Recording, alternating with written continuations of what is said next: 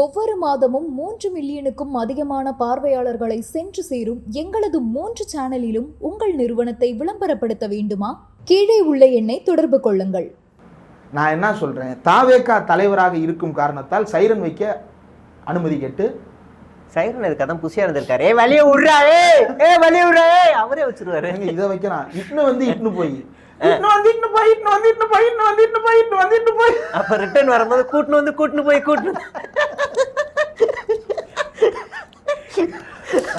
அதுவே வந்து ஒரு அதிர்ச்சியான சைரனா. இட்னு போய் அது ரொம்ப எமர்ஜென்சி டைம். அந்த ஐயோ ஏதோ தலைவர் ஏதோ முக்கியமான வேலைக்கு போறாரு போல. ஃப்ரீக்வென்சி மாடிஃபை பண்ணிக்கலாம், கேப்கட்ல போடு, நல்லா வரும். அவ்வளவுதான், சிம்பிள். நல்லா அந்த மாதிரி ஒரு ஏதாவது ரெடி பண்ணிக்கலாம். ஆட்சிக்கு வரணும், அதிகாரத்துக்கு வரும். அப்ப அதுதான் நோக்கம். மக்களுக்கு நல்லது பண்றது நோக்கம்னா இப்பயே பண்ணலாம். ஆட்சிக்கு வர்றதுதான் நோக்கம்னா அப்ப நல்லது பண்ணணும்ன்றது உன்னுடைய நோக்கம் கிடையாது. ரெண்டுல ஏதாவது ஒண்ணுதான் இருக்கு. ரெண்டும் தான். அதிகாரத்துக்கு வந்து நல்லது பண்ணுவோம். அப்ப எப்படி சொந்த காசு செலவு பண்ணுவீங்க? அப்ப பண்ணுவேன், எடுத்து கொடுப்பேன். இதெல்லாம் நான் சம்பாதிச்ச காசு. கஜானால கட்டிடுவீங்களா? மேபி புலி படத்துல வாங்கின பிளாக் மணிக்கு ஐடி கட்ட வக்கில்லாத அதையும் கட்டாம சேர்த்து வச்சிருக்கேன். அதையும் மக்களுக்கு கொடுக்குறாங்க. இப்ப கரூர்ல மக்கள் அடிபட்டாங்கல்ல, அந்த குடும்பத்துக்கு யாருக்கு இப்போ வரைக்கும் காசு போய் சேரல. முன்னும் போல அந்த 20 லட்சம் போய் சேர்ந்துருச்சு. அது கட்சி பணமா இல்லையன்னு தெரியல. தேர்தல் பிரமாண பத்திரம் தாக்கல் பண்ணும்போது தெரிஞ்சிடும். சாகுற வரைக்கும் நான் அந்த குழந்தைய பாத்துக்குவேன்னு சத்தியம் பண்ணாங்க. சாகுற வரைக்கும் பாத்து பண்ணா சாகும் போது போய் பாத்துட்டு வருவேன். சாகுற வரைக்கும்? ஆமா, உயிரோட இருக்கிற வரைக்கும். அதெல்லாம் சும்மா அடுத்து ஒரு கூட்டத்தை போட்டுற வேண்டியதுதான். அப்படி நினைப்பாங்க. ஏதாவது பண்ணிருக்கான் பாருங்க. ஒரு பையன் சாக கிடந்தான், அவங்க அப்பா கதர்னதை பார்த்துட்டு அன்பில் மகேஷ் போய் பார்த்துட்டு வந்திருக்காரு. அன்பில் மகேஷ் அடிப்பட்ட அன்னைக்கே போகல பாத்தீங்களா? அன்னைக்கே போயிருந்தா அன்னைக்கே போனா ஏன் அன்னைக்கே போல? இல்லைன்னா வேற எங்கேயாவது ஒரு ஆக்சிடென்ட் தூக்கிட்டு வந்து இதுக்கே அவர் போகல. அதான் மண்டையில மூளையை கலட்டி வச்சுட்டா முந்திலாம் சங்கிம்பாங்க, இப்ப தாவேக்கா தற்குறின்றாங்க. இப்ப ரெண்டும் ஒண்ணுதான். இந்த மூளையற்ற தனத்தை தானே நம்ம எதிர்க்கிறோம். சங்கித்தனம் அப்படின்னு நம்ம சொல்றது இந்த மூளையற்ற ஐடியாலஜி தானே. அறிவு கட்டத்தனமா பேசுறது, அல்லது லாஜிக் இல்லாம பேசுறது, அல்லது உண்மைக்கு புறம்பா பேசுறது, அல்லது கான்ஸ்பிரசி மட்டுமே பேசுறது. எந்த பிரச்சனை நடந்தாலும் முஸ்லீம், இங்க என்ன பிரச்சனை நடந்தாலும் திமுக, என்ன பிரச்சனை நடந்தாலும் நான் வந்தா தீர்வு, என்ன பிரச்சனை நடந்தாலும் அகண்டபாரதம் தான் தீர்வு. எல்லாமே ஒரே பேட்டர்ன்ல உட்கார்றது வந்து இதுதான். இந்த சங்கித்தனம் தான் எதிர்க்கப்பட வேண்டியது. இவர் ஏன் பாஜகவை எதிர்த்து பேச மாட்டாருன்னா, அவருக்கு எதிராக அவரே எப்படி பேச முடியும்? தன்னுடைய ஓன் செல்ஃபுக்கு எதிராக அவரே எப்படி பேச முடியும்? அதனால தான் அவர் பேசுகிறத தவிர்த்துக்கிட்டார். இப்போ அவர் வந்து முழுமையான சனாதனவாதியாக, இப்போ விரைவில் நீங்கள் சொன்னது போல், நீங்கள் சொன்னீங்களான்னு தெரியல, சாமியாரா மாற போகிறாரு. பவன் கல்யாண் மாதிரி காவி துண்டை அப்படி சுற்றிக்கிட்டு விடுகதையா இந்த வாழ்க்கை அப்படின்னு கோர்ட் ஒன்னே ஓட விட போது காத்துன்னு இருக்கும். ஆமாம். இப்போ விஜய் அரசியலுக்கு வந்தப்போ அறிக்கை விட்டுருந்தார். இது ரொம்ப பழசு தான். ஆனால் உங்கள் டேக் லெஃப்ட் சேனலில் ஒரு வீடியோ போட்டிருந்தீங்கல்ல, அவர் வந்து மொத்தமாக 2ஆக பிரிச்சுட்டு ரொம்ப ரிசர்ச் பண்ணி எடுத்துட்டு வந்திருக்காங்க. ஊழல்வாதம் மதவாதம் 2ஆக பிரித்து நடுவில் நான் புனிதர், நான் தான் உங்களை மீட்க வந்திருக்கேன்னு வந்து நிற்கிறாருன்னு அதில் பேசியிருந்தீங்க. அப்போ என்ன சொல்லுங்க, 4 பேர் சேர்ந்து பேசியிருந்தீங்க. நானும் மில்டன் மகிழ்நன் மைனரா? ஆமாம் பேசியிருந்தீங்க. அப்போ வீடியோல பேசியிருந்தேன். எனக்கு வந்து நீங்க 4 பேர் காம்போ நான் இது வரைக்கும் பார்த்தேன். பேசுறேன் டேக் லெஃப்ட் சேனலே அதான். அப்படியா?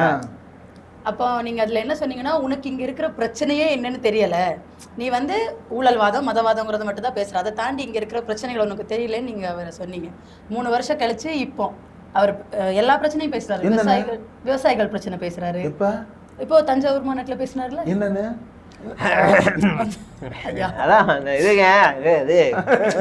நான் சொல்றேன். அது விவசாயிகள் அடுத்த ஜென்மத்துல விவசாயிகளுக்கு உர பிரச்சனை இருக்கு, விவசாயிகளுக்கு தண்ணி பிரச்சனை இருக்கு, விவசாயிகளுக்கு மின்சார பிரச்சனை இருக்கு. எப்படி தீர்ப்ப? நான் வந்தா தீர்த்துருவேன். நீ வந்தா தீர்ப்பப்பா. எப்படி தீர்ப்ப? இல்ல நான் வந்தாலே தீர்த்துருவேன். நான் சொல்லிட்டேன்னா நீங்க அதை காப்பி அடிச்சிருவீங்க. அதனால ஒரு சொல்லு. இது கமல்ஹாசன் என்ன சொன்னது இல்ல. ஆனா இப்ப யோசிச்சு பார்த்தா கமல்ஹாசன் எவ்வளவு துணிச்சலா அப்படி பேசியிருக்கிறாரு. ஆனா இவர் பேசுறதுல விவசாயிகளுக்கு உரத்தட்டுப்பாடை தீர்த்து வைப்பேன், விவசாயிகளுக்கு தண்ணி பிரச்சனையை தீர்த்து வைப்பேன், விவசாயிகளுக்கு கொள்முதல் பிரச்சனையை தீர்த்து வைப்பேன்.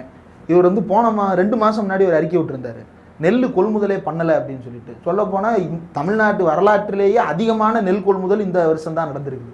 அவ்வளவு கொள்முதல் நடந்திருக்கு, ஆனால் அவர் கொள்முதலே நடக்கலை. நெல் முளைச்சு போச்சுன்னு ஒரு அறிக்கை விட்டுருந்தாரு.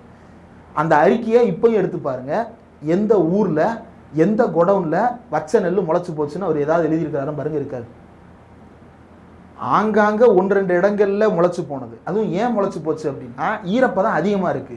ஈரப்பதம் அதிகமாக இருக்கிற நெல்லை கொள்முதல் பண்ணக்கூடாதுன்னு யார் சொல்கிறான்னா ஒன்றிய அரசாங்கம் சொல்லுது.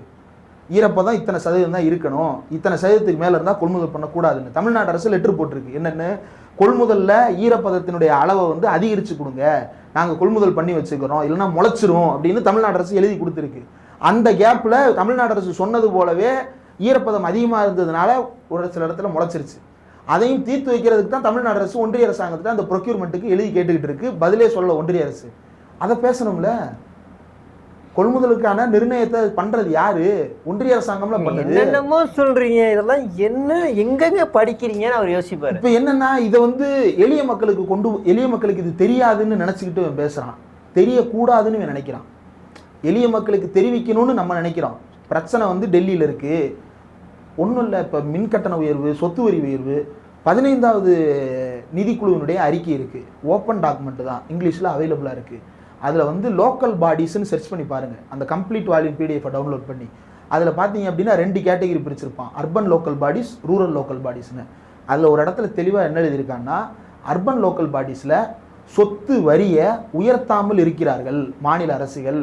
ஏனென்றால் அந்த சொத்து வைத்திருப்பவர்களுக்கும் மாநில அரசுக்கும் கள்ளக்கூட்டு இருக்கிறதுன்னு எழுதியிருக்கிறான். சொத்து வரியை ஏத்தலைன்னா உனக்கும் லோக்கல்ல இருக்கக்கூடிய மக்களுக்கும் கள்ளக்கூட்டணின்னு எழுதியிருக்கிறான்.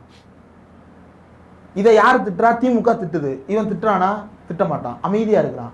சொத்து வரி ஏறிடுச்சுன்னு சொல்றானே, ஏத்துறதுக்கான காரணம் என்ன அப்படின்னா, ஒன்றிய அரசாங்கம் வந்து என்ன சொல்லுதுன்னா, வருஷா வருஷம் ஒரு குறிப்பிட்ட சதவீதம் பல ஆண்டுகளாக ஏற்றாமல் இருக்குது. இன்ஃப்ளேஷனுக்கு ஏற்ற வகையில் சொத்து வரியை உயர்த்தாவிட்டால் லோக்கல் பாடிஸுக்கு கொடுக்க வேண்டிய வருஷத்துக்கு 4000 கோடியிலேருந்து 5000 கோடி வரைக்கும் நிதி வரணும். அந்த 5000 கோடி நிதியை கொடுக்க மாட்டேன்னு சொல்லுது நிதிக்குழு. அப்போ அந்த 5000 கோடி நிதியை வாங்குறது எதற்காகனா, அதை வாங்கினாதான் ரோடு போட முடியும், அதை வாங்கினாதான் லைட்டு போட முடியும், அதை வாங்கினாதான் லோக்கலில் இருக்கக்கூடிய மராமற்று பணிகளை வந்து மேற்கொள்ள முடியும். அப்போ அந்த 5000 கோடி வேணால் சொத்து வரியை ஏற்ற வேண்டியது இருக்குது.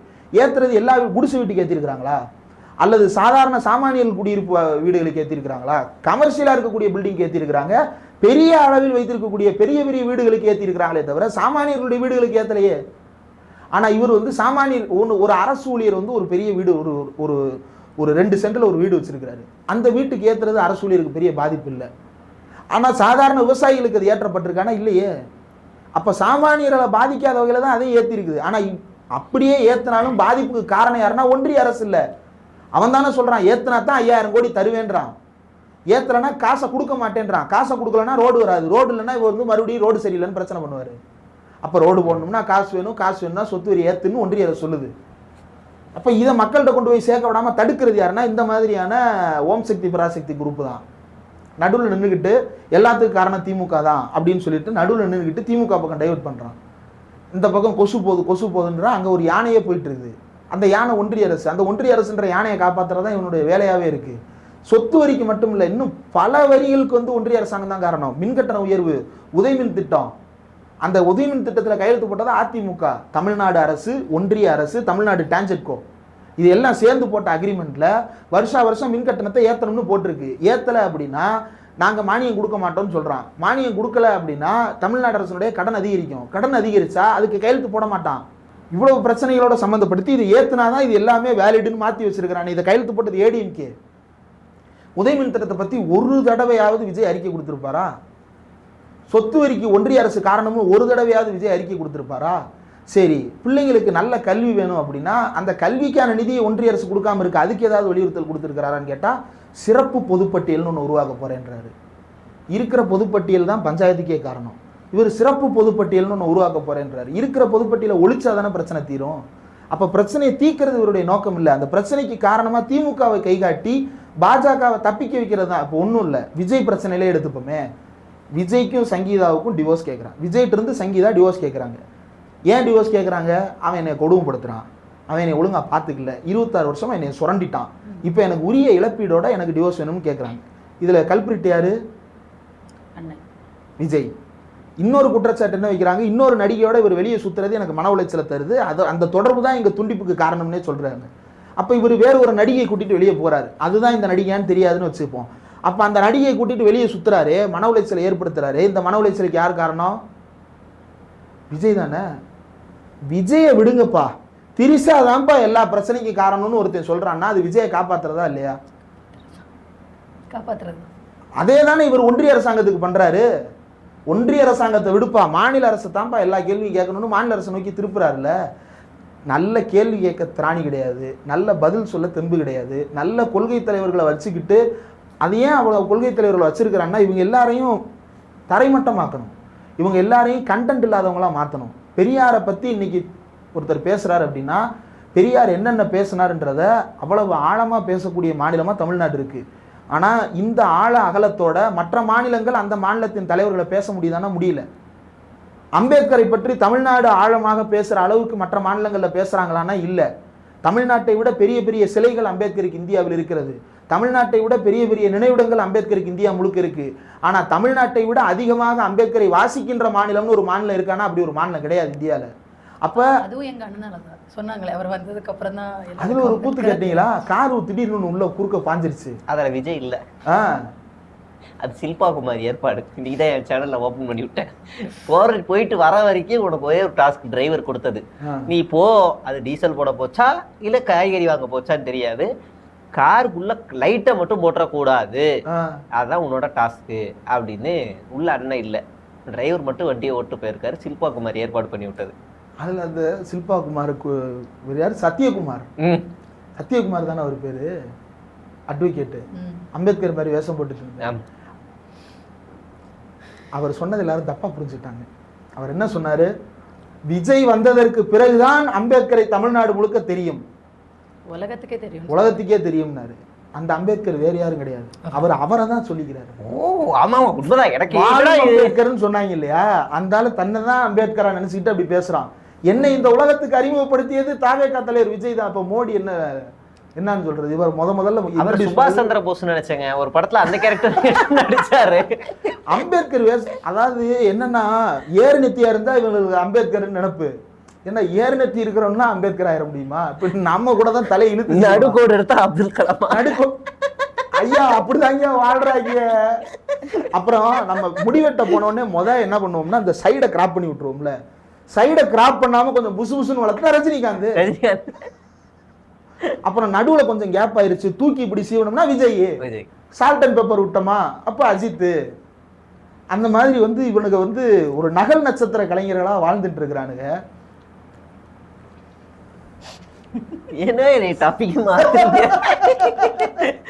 இல்ல இவன் வாழும் அம்பேத்கர்னு இவன் பேசுறான். அம்பேத்கரை பத்தி ஒரு 5 நிமிஷம் பேச சொல்லுங்க. உருப்படியா ஒரு விஷயத்த கண்டுபிடிச்சிருக்காருங்க அவங்க. அஞ்சலி அம்மாளோட வாரிசு தான் நம்ம டாக்டர் எழிலன் கண்டுபிடிச்சோம். நேத்து நாங்க உட்கார்ந்து பேசுவோம் எபிசோட்ல கடுமையா கண்டனம் தெரிவிச்சோம். ஆமா ஆமா, எக்மோர் எம்எல்ஏ பரந்தாமனுக்கும் கண்டனம், இங்க 1000 விளக்கு எம்எல்ஏ எழிலனுக்கும் கண்டனம். முதல்ல பரந்தாமன் சார் அஞ்சலி அம்மாள் பேரன்றதை எங்களுக்கு மறைச்சதுக்கு கண்டனம். ரெண்டாவது பரந்தாமன் சார் தன்னுடைய டிஸ்டன்ட் ரிலேட்டிவ்னு சொல்லாம மறைச்ச தோழர் எழிலனுக்கு கண்டனம். 2 பேரும் சேர்ந்து மறைச்சு நம்மளை கன்ஃபியூஸ் பண்ணிட்டாங்க பாத்தீங்களா? அது பரவாயில்ல. இவரு எழிலன் சார் 1000 விளக்கு எம்எல்ஏன்னு நம்மளை ஏமாத்தணும் இல்லாம முதல்வரே ஏமாத்திருக்காரு. அப்படியா? ஆமா, அவரு எக்மோர் எம்எல்ஏ வாங்க. எக்மோர் எம்எல்ஏ எழில், அவர் பேரு எழிலன்னு நம்மகிட்ட சொல்லியிருக்கிறாரு. ஆனா ரொம்ப கண்மையாக வண்டிக்கிறோமா? கண்மையாக வண்டிக்கிறோம்னு இவர் பேசுனது இருக்கட்டும், சத்யகுமார் பேசுனது இருக்கட்டும், விஜய்கிட்ட போய் அஞ்சலி அம்மாளை பத்தி ஒரு 5 நிமிஷம் பேச சொல்லுங்க. அவங்க வாள் எடுத்துட்டு போய் வெள்ளைக்காரனுக்கு எதிராக சண்டை போட்டாங்க. அப்படியா? சாரி, பெரிய சரி, வேலுநாச்சியார் ஏன் சண்டை போட்டாங்கன்னு கேளுங்களேன். அது பக்கத்து வீட்டுக்கு அவங்களுக்கும் சண்டை, அதனால வெறியாகி அவங்க வரி கொடுக்க முடியாதுன்னு பின்னாடியே போனாங்க. கட்டபொம்மன் ஜாக்சன் துறை, அது வேற ஆளா? கட்டபொம்மன். சரி விடுங்க, தெரியல, வரலாறு தெரியாதுங்க. இவங்களுக்கு எந்த வரலாறும் தெரியாது. இவங்க நோக்கம் என்னன்னா சாதிக்கு ஒரு தலைவரை வைக்கணும். இப்ப என்னன்னா நீங்க முத்துராமலிங்க தேவரை வச்சீங்கன்னா டைரக்டா இந்த சாதின்னு கண்டுபிடிச்சிருவாங்க. மருதுபாண்டியர்களை வச்சீங்கன்னா அவங்களும் இந்த சாதியை கண்டுபிடிச்சிருவாங்க. வெளிப்படையா நம்ம அப்படி சாதியை தான் காட்டுறோம்னு தெரியக்கூடாது, ஆனா சாதியை தான் சொல்லணும். அப்ப என்ன பண்ணலாம்? வேலுநாச்சியார் எடுத்துக்கிறோம். அதே தான் அஞ்சலி அம்மாளுக்கும். அஞ்சலி நம்மளும் தான் ஸ்கூல் புக்கில் படிச்சிருக்கோம். அஞ்சலி அம்மா என்ன சாதின்னு யாருக்குமே தெரியாது. இவர் பிற்படுத்தப்பட்ட சமுதாயத்திலிருந்து வந்த, நீங்க அஞ்சலி அம்மாள் ஃபேமிலியை ஒரு காஸ்ட் சொல்லவே முடியாது. அந்த ஃபேமிலி அவ்வளவு இன்டர் காஸ்ட் மேரேஜ் நடந்திருக்குது. அவ்வளவு சாதி மறுப்பு திருமணங்கள் பண்ணியிருக்கிறாங்க. பூராமே சுயமரியாதை பேர்வழிகள் வேற அந்த குடும்பத்தில். இவனுங்க வந்து அஞ்சலை அம்மாவை வந்து வன்னியர்ன்ற டேக்ல சுருக்கி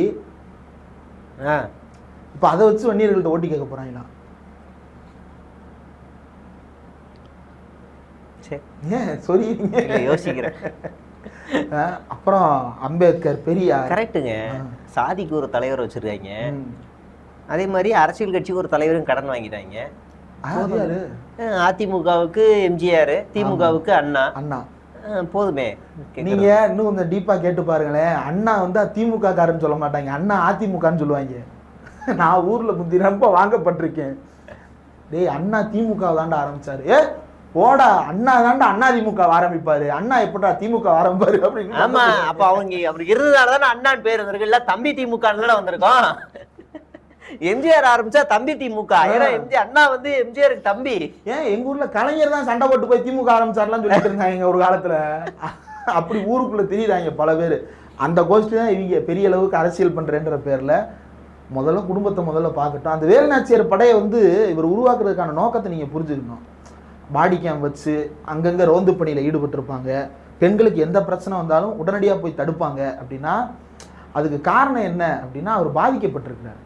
தன் வீட்டிலேயே வந்து முதல்ல அந்த படையை போட்டு சங்கீதா வெளியே போகாமல் பார்த்துக்கங்க, அதுதான் அவங்களுடைய டாஸ்க். Okay okay. அஜிதா மாதிரி ஆளுங்க குறுக்க வந்து விழுகாம பார்த்துக்கங்க, ஓகே, அதுதான் அவங்களுடைய டாஸ்க். மொத்த மாநிலத்துக்கும் 5 வேலுநாச்சியார் படையை வச்சு ஒரு பாலியல் வன்கொடுமையில ஒழிச்சிருவாரு. ஊருக்கு ஸ்டேஷன் வச்சுட்டு உட்காந்துருக்கிறோம் லூசு பையன். மகிழா நீதிமன்றம் அதை விட்டுட்டு நான் ஃபாஸ்ட் ட்ராக் நீதிமன்றம் அமைப்பேன். அதான் ஏற்கனவே மகிழா நீதிமன்றம் இருக்கேன். இல்லை இது மகளிருக்காக. இதுக்குத்தான் பாஜக சொன்னோம், தமிழ்ல பேர் வைடா, இல்லடா இங்கிலீஷ்ல பேர் வைடா, இவனுங்களுக்கு புரியாதுடான். அதே மாதிரி நான் மகளிர் நீதிமன்றம் கட்ட போறேன், மகிழா நீதிமன்றம் இருக்கே, இல்லைங்க நான் மகளிருக்குள்ள கட்ட போறேன் அப்படின்னு உருட்டிக்கிட்டு இருக்கிறானுங்க. இதுல ஃபாஸ்ட் ட்ராக்னு சொல்றான்ல, பாலியல் வன்கொடுமைகளுக்கு ஃபாஸ்ட் ட்ராக் அப்படின்னு. வீட்டுக்குள்ள நடந்தாலும் அது பாலியல் வன்கொடுமை தானே. அப்போ மனைவிக்கு ஒரு சித்திரவதை நடந்திருக்குல்ல, இதுக்கு ஃபாஸ்ட் ட்ராக்கா முடிக்கிறதுக்கு முதல்ல நீ கோர்ட்டுக்கு வா. 41 பேர் செத்ததுக்கு நீ வரமாட்டேங்கிற. எங்க விசாரணைக்கு 17ஆம் தேதி செந்தில் பாலாஜியை கூப்பிட்டுருக்காரு, 17ஆம் தேதி நான் வரேன்ட்டாரு. உன்னை 10ஆம் தேதி கூப்பிட்டா நீ 10ஆம் தேதி போக வேண்டியதானே. 41 பேருக்கு நீதி கிடைக்கணும்ன்ற நோக்கம் உனக்கு இருந்தா நீ இன்னைக்கு போய் எங்க உட்காந்துருக்கணும், சிபிஐ என்கொயரியில் உட்காந்துருக்கணும். வேட்பாளர் தேர்வாவது மயிராவது 41 பேர் செத்து இருக்கிறான், நான் நீதி வாங்கி கொடுக்காம அறம் வெல்லுமா, அறம் வெல்லும் கலைஞர் டைலாக். இவனுக்கு என்ன போட்டாங்க, தர்மம் வெல்லும், நீதி வெல்லும், நீதி வெல்லும். அப்புறம் தருமத்தின் வாழ்வதனை சூது கவ்வும் தருமம் மறுபடி வெல்லும் அப்படின்னு சொல்லிட்டு பாட்டு பாடிக்கிட்டு இருந்தாங்க. பாட்டு பாடினவன் போய் கேட்டு வாங்கி தர வேண்டியதானே. எதுக்கு உட்காந்துருக்குற, இங்கே உட்காந்துருக்குற? அப்போ உனக்கு 41 பேர் செத்ததில் அக்கறை இல்லைன்னு தானே அர்த்தம். இந்த 41 குடும்பங்கள் நேரம் ரேஸ் பண்ணியிருப்பாங்க. டேய் இவன் நீதி வாங்கி கொடுக்குற மாதிரிலாம் தெரிலடா. நீதி வாங்கி கொடுக்குறவன் எதுக்கு முதல்ல காலில் விழுந்து மன்னிப்பு கேட்டான்? கொன்னது வேற ஒருத்தன்னா இவன் எங்க காலில் விழுந்து மன்னிப்பு கேட்டான்? என்னோட கூட்டத்துக்கு வந்து தானே உங்களுக்கு இப்படி ஆயிடுச்சுன்னு அது பொதுவெளியில கேட்கலாம்ல. பொதுவெளியில சோகத்துல வெளியே வர முடியல. நீங்க என்ன கேள்வி கேட்டாலும் நிறைய பாயிண்ட் வந்துகிட்டே இருக்கு. என்ன பதில் சொன்னாலும் சோகத்துல வெளியே வர முடியல. சரி, சோகத்துல ஆயுத பூஜை கொண்டாடி இருக்கிறாங்க. அவர் கொண்டாடல, கட்சிக்காரங்க. அது அவர் மேல, அவர் வீட்டுல வச்சுதான், அலுவலகத்துல வச்சு. அப்ப அதே சோகத்துல தான் சங்கீதாவை டார்ச்சர் பண்ண. சோகத்துல மேடையில ஆடினாரு எங்க அண்ணன். Let's last dance. மூவானாய் வந்திருக்காரு. மூவானாய் கொஞ்சம் கொஞ்சம் வெளியே வந்திருக்காரு. பார்த்தோம் சங்கீதாட்ட இருந்து மூவானாய் இவர் பண்ண காரியங்களை எல்லாம் சமூக வலைதளத்துல பர்சனல்ங்க. எது பர்சனல்? அது அவரோட தனிப்பட்ட குடும்ப வாழ்க்கைங்க. எது குடும்ப வாழ்க்கை? நீங்க சொல்றீங்கல்ல சங்கீதா. ஐயா இதெல்லாமே ட்விட்டர் கமெண்ட்ஸ் கேள்விகள்யா, வந்துகிட்டே இருக்கும். இதுக்கு ஓய்வே கிடையாது, வந்துகிட்டே இருக்கும். இல்ல இல்ல, விஜயும் திரிஷாவும் தனிப்பட்ட வாழ்க்கையில இருக்காங்கன்றது எனக்கு தெரியாது. இல்ல இல்ல, நீங்க நான் அப்படி சொல்லவும் இல்ல, என்கிட்ட யாரும் அப்படி கேட்கவும் இல்ல. அவங்களும் நீங்க சொல்றீங்களே அது தனிப்பட்ட வாழ்க்கைன்னு, உங்களுக்கு எதுவும் தகவல் தெரியுமா விஜய் திரிஷா வாழ்க்கை? நீங்க சொன்னீங்கல்ல சங்கீதா கிட்ட இருந்து மூவானாய் எங்க வந்திருக்காரு நாங்க பார்த்தோம்னு, அதான் சொல்றேன். எங்க வந்திருக்காரு? ரோட்டுக்கு வந்திருக்காரு. அதுவும் தனிப்பட்ட. நீங்க கல்யாண வீட்டுக்கு போயிட்டீங்களா? ஒரு மனுஷன் ரோட்டுக்கு கூட வரக்கூடாதுன்னு நீங்க சொல்லுவீங்களா? ரோட்டுக்கு வர மாட்டேங்கிறாரு. ரோட்டுக்கு எதுக்கு வந்திருக்கிறாரு அப்படின்னா, மக்களை ஏமாத்துறதுக்கு தானே வந்திருக்கிறார். அது என்னது, ஜனநாயகன் படத்துக்கு சென்சார் சர்டிஃபிகேட் வேமா கொடுக்க சொன்ன சிஎம் சாருக்கு நன்றி. கடுமையா இல்லைனாலும் ஏதோ ஒரு அளவுக்கு அவரும் பேசியிருக்கிறாரு. நீ பூசவும் இல்லை, நீ மொழுகவும் இல்லை. நீ பொங்கச்சோறும் வைக்கல, பூசாரித்தனமும் பண்ணல, பூசவும் இல்லை, முழுகவும் இல்லை. எங்க அண்ணன் பேசாமலே அடிப்பாரு. இப்போதைக்கு எனக்கு படம் முக்கியம் இல்லை, எலெக்ஷன் முக்கியம், மக்களுக்கு நல்லது பண்றது முக்கியம். அப்ப நான் அதை பத்தி எப்படி பேசுவேன்? அப்புறம் எதுக்கு போன கூட்டத்துல பேசினாரு? சிஎம் சார் நன்றி சொல்லி யாராவது காட்டியிருப்பாங்க, சார் இப்படி சொல்லியிருக்காரு, சரி போற போக்குல ஒரு நன்றி சொல்லுவோம்னு சொல்லியிருக்காரு. அப்புறம் எதுக்கு சென்சார் அப்பீல் போனாங்க? அப்பீல் கேன்சல், படம் ரிலீஸ் பண்ண வேண்டாம்னு விட்டுற வேண்டியதானே, ஓடிடில விட்டுற வேண்டியதானே. ப்ரொடியூசருக்காக பண்றாரு. ப்ரொடியூசருக்காக தான் பண்றாரா? இவருக்காக படம் பண்ணலையா? மக்களுக்காக படம் பண்ணலையா? கடைசி படம் ப்ரொடியூசருக்காக. அப்ப அந்த ரத்தத்தை நக்குனதெல்லாம் ப்ரொடியூசருக்காக தான். அந்த ஒரிஜினல் ப்ரொடியூசர் வந்து பாஜகவா? தெரியாது. வைர வியாபாரி கர்நாடகாவில் இருக்காரு. இது ஏதோ புது உருட்டா இருக்கு. அது யாருங்கயா? வைர வியாபாரி. கேவிஎன் தானே, கேவிஎன் ப்ரொடக்ஷன் தானே, அப்படிதான் நான் கேள்விப்பட்டேன். ஆமா ஆமா. முதல் படம் அதுவும் வைர வியாபாரி. எப்படிடா படத்தை முங்காம் போட்டு விட்டாங்க, நீ சிரிச்சுக்கிட்டு இருக்க அப்படின்னு மீம்ஸ் எல்லாம் பார்த்தேன் நான். இப்ப கடைசியா ஒரே ஒரு கேள்வி மட்டும். இப்படி விஜய் வந்து ஒன்றிய அரசை கேள்வி கேட்க வேண்டியதுக்கெல்லாம் மாநில அரசை கேள்வி கேட்டு டைவர்ட் பண்றாருங்கிறீங்க. தமிழ்நாட்டுல சட்டம் ஒழுங்கு சரியா இல்ல, அதுக்கு ஆளும் கட்சி தானே பதில் சொல்லி ஆகணும். சட்டம் ஒழுங்கு எப்படி சரியா இல்ல? ஜாதி ஆணவ கொலைகள் நடக்குது, போதைப் பொருள் புழக்கம் அதிகமா இருக்கு, இதெல்லாம் சட்ட ஒழுங்கு பிரச்சனை தானே. அந்த போதைப் பொருள் புழக்கம்ன்ற செய்தியும், ஆணவ படுகொலை நடந்தது அல்லது பாலியல் கொடுமையில் நடந்ததுன்ற செய்தியும் எப்படி நமக்கு தெரிய வந்தது? நியூஸ்ல எப்படி தெரிய வந்தது? போதைப் பொருள் கடத்தியவர் கைது, போதைப் பொருள் பறிமுதல் அப்படின்ற செய்திகள் மூலமா தான் நமக்கு தெரிய வருது. இல்ல போதை போட்டுட்டு இப்ப ரீசெண்டா கூட நடந்தது, ஒரு டெலிவரி பாய் இவங்க எல்லாம் அடிச்சது. நாங்க ஒரு சில வீடியோ பார்த்தோம், போதையை போட்டுட்டு கண்ணாடியை போட்டுட்டு டான்ஸ் ஆடிட்டு இருந்தாங்க. நீங்க சொல்லுங்க. இல்ல அவங்க வந்து அந்த டெலிவரி பாயை அடிச்சப்போ அந்த ஏரியாவில் உள்ள மக்கள் தான் வந்து காப்பாத்துனாங்க.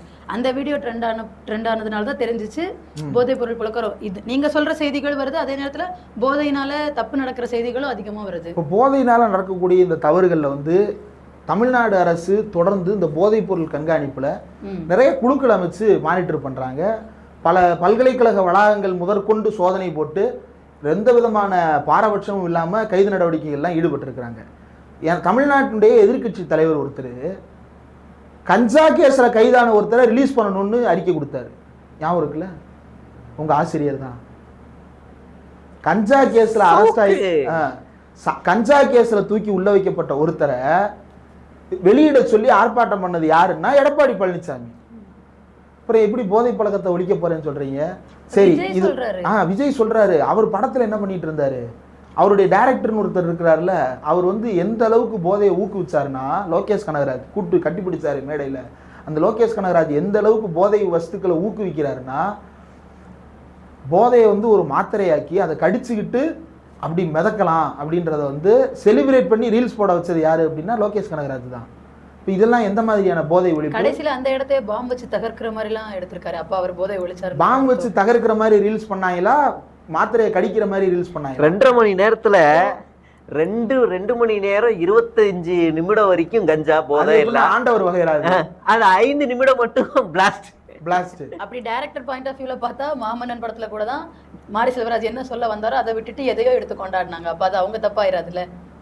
எதை சொல்ல வந்தாங்க, எதை எடுத்து கொண்டாடினாங்க? அவங்க வந்து ஜாதி வேணாம், இப்போ நீ உட்கார்ந்துருக்க, எனக்கு ஒரு சேர் போடு, நான் உட்கார்ந்துக்கிறேன், ஈக்குவாலிட்டி பேசின படம். ஆனா இவங்க எதை எடுத்து கொண்டாடினாங்கன்னா அந்த ரத்னவேலு கேரக்டர். அப்போ அது டைரக்டரோட தப்பாகாதுல்ல? இப்ப ரத்னவேலு கேரக்டரை வந்து டைரக்டர் என்டார்ஸ் பண்றாரா? மாரி செல்வராஜ் வந்து வெளியே என்டார்ஸ் பண்ணாரா? யார் அந்த கேரக்டரை மிக மோசமாகவே காமிச்சிட்டு இருப்பாரு. அந்த படத்துல எந்த இடத்துலயுமே அந்த கேரக்டர் நல்லவன்னு மாரி செல்வராஜ் காட்டினாரானா? காட்டல. விஜய் சேதுபதி, லோகேஷ் கனகராஜ் நல்லவரா? ஆனா விஜய் சேதுபதியை செலிப்ரேட் பண்ற மாதிரி தான் அந்த படத்தினுடைய பிஜிஎம் இருந்துச்சு. விஜய் சேதுபதிக்கு பிஜிஎம் இருக்குல்ல, அது செலிப்ரேட்டிங்கா இருக்கா அல்லது வில்லனைசிங்கா இருக்கா? விஜய் சேதுபதி வர்ற சீன்ஸ் வந்து செலிப்ரேட்டிங்கா இருக்கா அல்லது வில்லனைசிங்கா இருக்கா? விஜய் சேதுபதி வர்ற சீனை பார்க்கும்போது ஒரு இடத்துலயாவது உங்களுக்கு அருவருப்பும் மோசடியும் தோணுச்சா? எனக்கு தோணுச்சு. உங்களுக்கு எப்ப தோணுச்சு? எந்தெந்த காட்சியில தோணுச்சு? படம் பார்க்கும்போது தோணுச்சு. 2 வைஃப் இருக்கும்போது. அப்ப நீங்க ரொம்ப முற்போக்கா இருக்கீங்க. அவங்க கரெக்ட்டா தான் வராங்க, குறுக்க பாயாதீங்கயா. சொல்லுங்க தோழர், நீங்க வாங்க தோழர். அத எனக்கு விஜய் சேதுபதி அந்த படத்துல பார்க்கும்போது இல்ல நீங்க அந்த காட்சியை திரும்ப சொல்லுங்க. போதை வஸ்துவை ஊக்குவிக்கும் தயாரிக்கிற அவர் வந்து பல மனைவிகளோட இருப்பது போல வந்த காட்சி வந்து ரொம்ப மோசமா இருந்ததுன்னு சொல்றீங்கல்ல? கரெக்ட். அது ஒரு சிலருக்கு அது அருவருப்பா தோணுது, ஒரு சிலர் வந்து எத்தனை பேரை வச்சிருந்தா என்னன்னு தோணுது. இது பார்வையாளர்கள் இருக்கக்கூடிய குறைபாடும் கூட. இப்ப விஜய் மாதிரியான நடிகர்கள் இந்த போதைப் பொருள் ஒழிப்பை பற்றி பேசும்போது தான் நீ படத்துல என்ன சொன்ன அப்படின்றத நம்ம திரும்ப கேட்கிறோம். ரெண்டாவது, தமிழ்நாடு அரசு பாலியல் கொடுமை விஷயங்கள்ல இதுவரை தமிழ்நாட்டில் ரிப்போர்ட் ஆன பெரும்பாலான வழக்குகள் எல்லாவற்றிலையுமே, மீடியாக்களில் பேசப்பட்ட வழக்குகள் எல்லாவற்றிலையுமே அந்த குற்றவாளிகள் கைது செய்யப்பட்டிருக்கிறாங்க. கடைசியாக கோயம்புத்தூரில் நடந்த அந்த சம்பவம் வரைக்கும் குற்றவாளிகள் கைது செய்யப்பட்டு நீதிமன்றத்தில் இப்போ இறுதி தீர்ப்புக்காக அந்த வழக்கு வந்துருச்சு, முடிஞ்சிருச்சு. தீர்ப்பு வந்துருச்சு. வாழ்நாள் மரண தண்டனை தான். வாழ்நாள் சிறையா இல்ல மரண தண்டனை? வாழ்நாள் சிறை தண்டனை கொடுக்கப்பட்டிருக்கு. அந்த அண்ணா யூனிவர்சிட்டி மேட்டர்ல பேசப்பட்ட அந்த நபருக்கும் அவர் வந்து செத்தா கூட பணம் கூட வெளியே வராத அளவுக்கு அவ்வளவு வருடங்கள் அவருக்கு சிறை தண்டனை கொடுக்கப்பட்டிருக்கு. இன்னும் சவுத்தில் நடந்த பல சம்பவங்கள்லையும் குற்றவாளிகள் கைது செய்யப்பட்டிருக்கிறாங்க. இதை தாண்டி ஆணவ படுகொலை ரீதியாக செயல்படுகின்ற நபர்களும் கைது செய்யப்பட்டிருக்கிறாங்க. போலீஸ் நடவடிக்கை எடுக்காமல் இருக்கிறதா அப்படின்னா நடவடிக்கை எடுத்திருக்கிறது. அப்போ காவல்துறை என்பது தமிழ்நாட்டில் நடக்கக்கூடிய குற்றச்சம்பவங்களை தடுக்க வேண்டியது அவர்களுடைய பொறுப்பா என்றால் ஆம், தடுக்க வேண்டும். ஆனால் சம்பவம் நடக்காமல் இருக்குமா அப்படின்னு கேட்டால் அப்படி எப்படி இருக்கும்?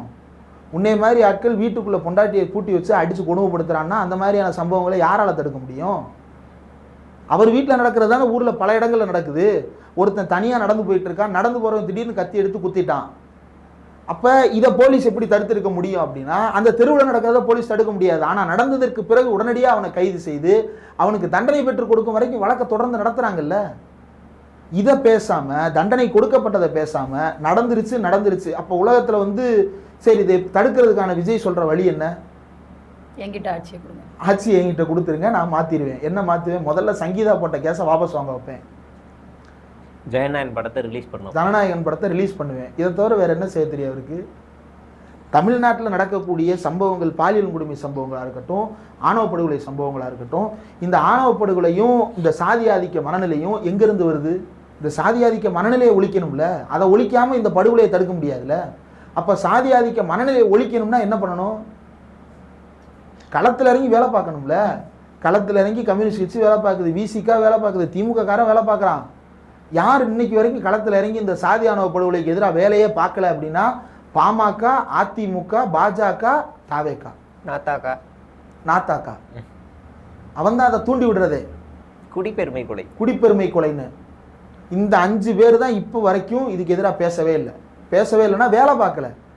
அவர் யாரும் ஆதவர்ஜுனா, அவர் என்ன கேஸுங்க? அந்த தண்ணி தொட்டி, வேங்க வயலில் இருக்கக்கூடிய தண்ணி தொட்டி விவரத்தை பற்றி இப்போ வரைக்கும் போல. வேங்க வயலுக்கு எப்போ போவார்? எனக்கு ஒரு விஷயம் முதல்ல புரியல.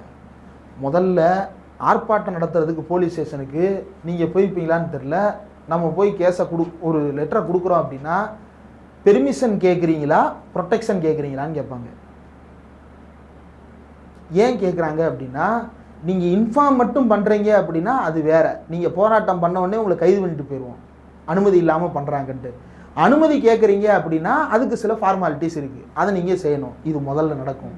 இந்த மாதிரி கேட்குறது யாராவது ஒரு அமைப்பு ரீதியாக ஒரு ஆர்ப்பாட்டத்தையும் போராட்டத்தையும் அரசுக்கு எதிராக பொதுவெளியில் செய்கிறார்கள்னு போது இதை பண்ணுவாங்க. ஒருத்தர் வீட்டுக்கு போய் நலம் விசாரிச்சுட்டு வர்றதுக்கு போலீஸ்ட ப்ரொடெக்ஷன் கேட்க வேண்டிய அவசியம் கிடையாது. நீ ஏன் போய் கேட்குற? இருக்கு. எங்க இருக்கு? என்ன அவர் வந்தா கூட்டம் வருது, அதுல ஆக்சிடென்ட் நடக்கு, அதுக்கு அவரை பழிய சொல்றீங்க? அவர் வந்து பிஆர் சுந்தர் வீடு இருக்குல்ல, அந்த வீட்டில் வந்து கிரவுண்ட் ஃபர்ஸ்ட் ஃப்ளோர்லையா, செகண்ட் ஃப்ளோர்லையா, 7th ஃப்ளோர்லையா, பிஆர் சுந்தர் வீடு இருக்கிற அதே அப்பார்ட்மெண்ட்டில் இவர் ஒரு பீச் வியூ பென்ட் ஹவுஸ் வச்சிருக்கிறாரு. அந்த வீடு எங்கே இருக்குன்னு உங்களுக்கு தெரியுமா? அந்த வீட்டில் என்னைக்கா தாவேக்காரன் தவி ஓடி பார்த்துருக்கீங்களா? ஏன் பார்க்கல? எங்கே இருக்குன்னு தெரியாது. ஏன் தெரியாது? அந்த வீட்டுக்கு அவர் போறாருல, போகும்போது ஃபாலோ பண்ணிட்டு போயிருக்கலாம்ல, யாரும் போலையே. ஏன்? இப்போ அவர் வீட்டுக்கு போறத சொல்லாம போலாம். ஒரு மக்கள் சந்திப்பு, இப்ப அந்த பாதிக்கப்பட்ட மக்கள் அனிதா வீட்டுக்கு போய் பார்த்துட்டு வந்தாருல, அப்ப யாரும் போல. ஒரு வீடும் 41 வீடும் ஒண்ணு இல்ல. தூத்துக்குடியில 13 பேர் வீட்டுக்கு போனாரு. அப்ப ஒரு வீட்டுக்கு போனா விட்டுருங்க, அனிதா வீட்டை விட்டுருங்க. தூத்துக்குடியில 13 பேர் வீட்டுக்கும் போனீங்க ராத்திரியோட ராத்திரி. அப்ப எங்க அண்ணா இப்ப 30 கோடி தான் வாங்கினாரு, இப்ப 300 கோடி வாங்குறாரு. இப்ப கட்சி ஆரம்பிச்சாச்சு. கட்சி ஆரம்பிச்சதுக்கு பிறகு பாளையங்கோட்டையில் இருக்கக்கூடிய மாதா மகாலுக்கு வந்து வெள்ள நிவாரணம் கொடுக்க போனீங்க, அப்ப கூட்டம் வரல. பாளையங்கோட்டையில் நிவாரணம் கொடுக்க போனார்ல, அவங்க கட்சிக்காரனே மறந்துட்டாங்க. நான் ஞாபகப்படுத்தி சொல்றேன். பாளையங்கோட்டையில் நிவாரணம் கொடுக்க போனாரு.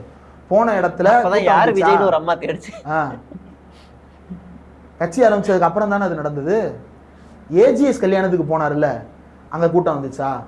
அது அவரோட தனிப்பட்ட ஒரு இது. தனிப்பட்ட முறையிலனா எப்படி? தனிப்பட்ட முறையில ஒருத்தர் வீட்டுக்கு போறீங்க, ஏன் உங்களால தனிப்பட்ட அந்த முறையில் போக முடியாது? கல்யாணத்துக்கு விஜய்க்கு இன்விடேஷன் வந்தது தொண்டர்களுக்கு தெரியாதுல்ல? தொண்டர்களுக்கு தெரியாதுங்க. விஜய் வீட்டை விட்டு வெளியே வர்றது தெரியும்ல, ஆனா அந்த வீட்டை விட்டு வெளியே வந்ததே தெரியாது.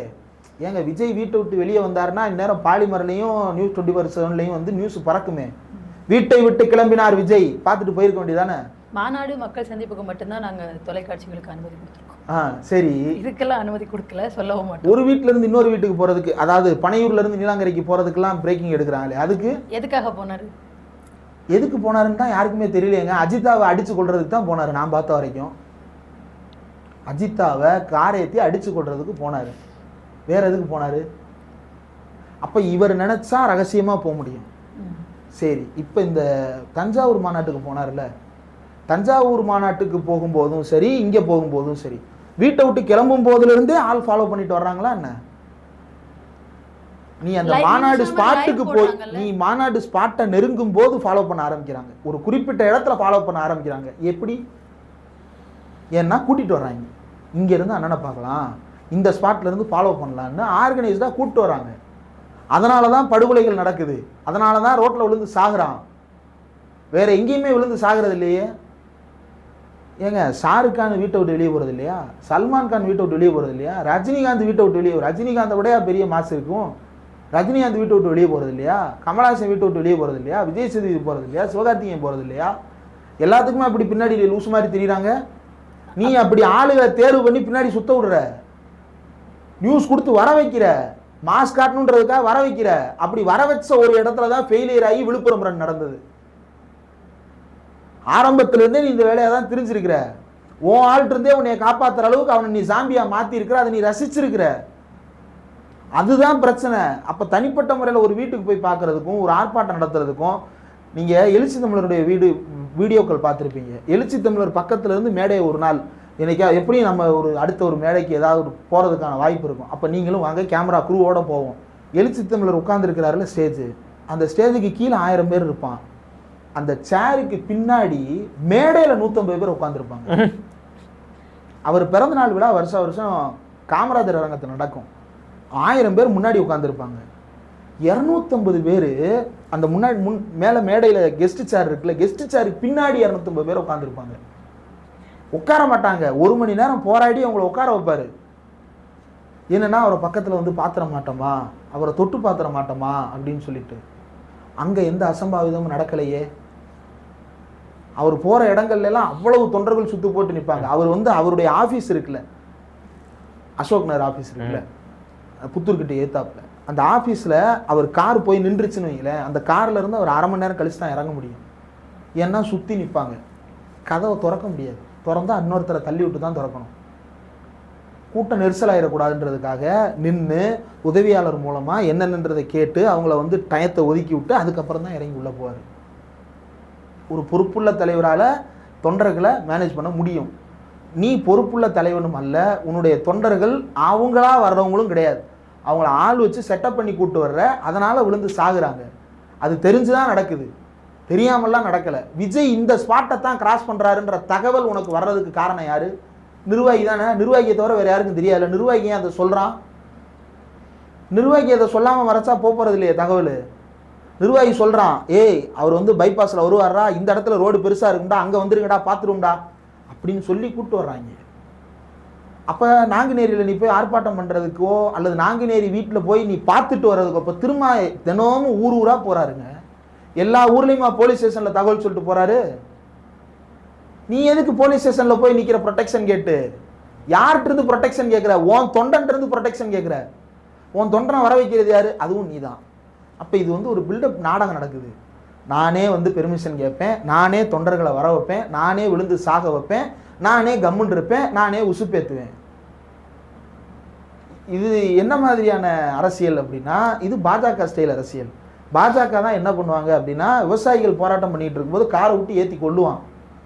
நீ அதை தான் அஜிதாவுக்கும் பண்ண, அதை தான் வந்து 41 பேருக்கு பண்ண, அதை தான் போன கூட்டத்தில் தஞ்சாவூரில் ஒருத்தனுக்கு பண்ண. திரும்ப திரும்ப நீ நடத்துறது பாஜக ஸ்டைல் தான், வண்டியை ஏற்றி கொள்வது தான். இதெல்லாம் நம்ம சினிமாவில் தான் பார்த்துருப்போம், வண்டி ஏற்றி கொள்றதெல்லாம். அது கண்ணு முன்னாடி நடக்குது. நீங்கள் அதை அப்படியே ஸ்லோ மோஷன் பண்ணி பிஜிஎம்மை மட்டும் மாற்றி பாருங்க, அவன் மாசா தெரிய மாட்டான், நாசமாக தெரிவான். அதுதான். அவன் வந்து உங்க விஜய்னு ஒரு பாட்டை போடுறான்ல, அந்த பாட்டை மாத்திட்டு ஒரு ராட்சசன் பிஜிஎம் தூக்கி வைங்க அந்த இடத்துல, பக்காவா பொருந்தும். எல்லாம் பிஜிஎம் தான். வாய்ஸ் ஆஃப் காமன்ல கொடுக்குற பிஜிஎத்தை நீங்க மாத்திக்கங்க, பக்காவா ஸ்கிரிப்டை புரிஞ்சுக்கலாம். ஓகே, நீண்ட நேரம் பல்வேறு கேள்விகளுக்கு பிசிறு தட்டாமல் பதிலளித்தமைக்காக மிக்க நன்றி. பிசிறு தட்ட வேண்டிய பிசிறு ஒண்ணு இருக்கு, அதை தட்ட வேண்டும். ஆமா, நன்றி. நன்றி.